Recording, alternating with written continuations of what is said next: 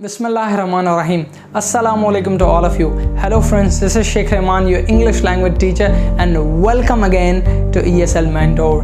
And in this video हम बात करेंगे prerequisites of parts of speech, यानी parts of speech को पढ़ने से पहले ज़रूरी चीज़ें कौन सी हैं हमने इस वीडियो के अंदर डिस्कस करनी है. So let's begin.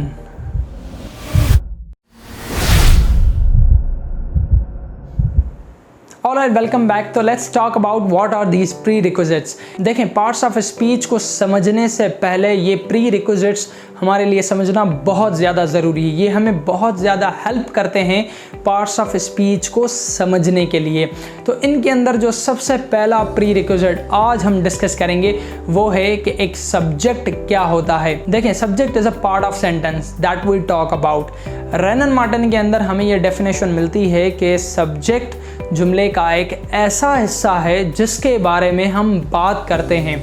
अगर हम जुमले में बुक्स के बारे में बात कर रहे हैं तो डेफिनेटली बुक्स जुमले का सब्जेक्ट होगा. अगर हम टेक्नोलॉजी के बारे में बात कर रहे हैं तो जुमले में टेक्नोलॉजी जुमले का सब्जेक्ट होगा. अगर जुमले में हम एजुकेशन के बारे में बात कर रहे हैं तो एजुकेशन जुमले का सब्जेक्ट होगा. लेकिन आज हम सब्जेक्ट्स के फंक्शन सीखेंगे. देखिए, सबसे पहला जो फंक्शन होता है वो है सब्जेक्ट का डूअर ऑफ एन एक्शन, यानी जुमले के अंदर सब्जेक्ट किसी काम का करने वाला होता है.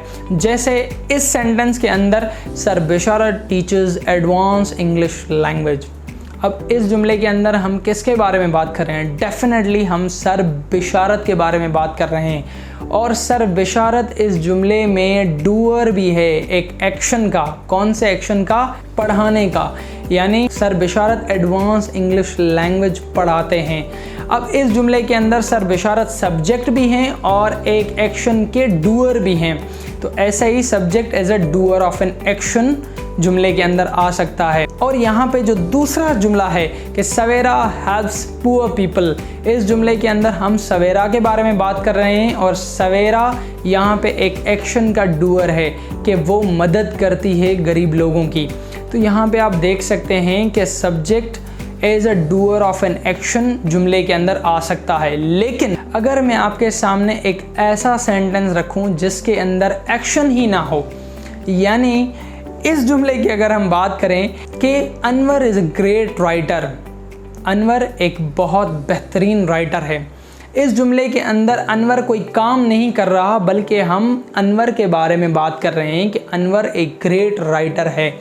तो यहाँ पे आप देख सकते हैं कि यहाँ पे subject doer of an action नहीं है, क्योंकि इस जुमले में तो एक्शन ही नहीं है.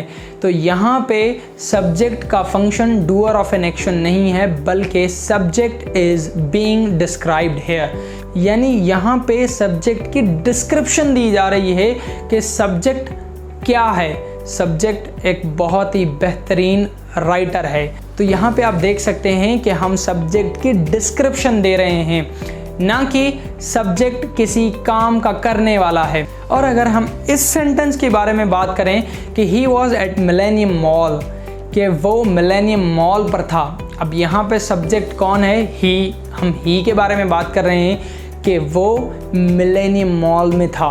लेकिन यहाँ पे भी subject doer of an action नहीं है बल्कि यहाँ पे भी सब्जेक्ट इज़ बीइंग डिस्क्राइब्ड. हम उसकी डिस्क्रिप्शन दे रहे हैं. कौन सी डिस्क्रिप्शन?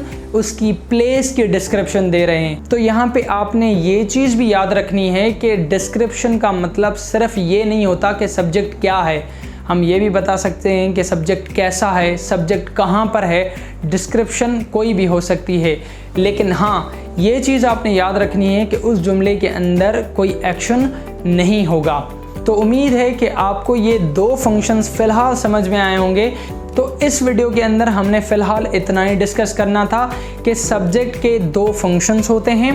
एक डूअर ऑफ एन एक्शन जहाँ पे सब्जेक्ट कोई ना कोई काम कर रहा होता है, और दूसरा फंक्शन कि सब्जेक्ट इज़ बीइंग डिस्क्राइब्ड, यानी सब्जेक्ट की डिस्क्रिप्शन दी जा रही होती है.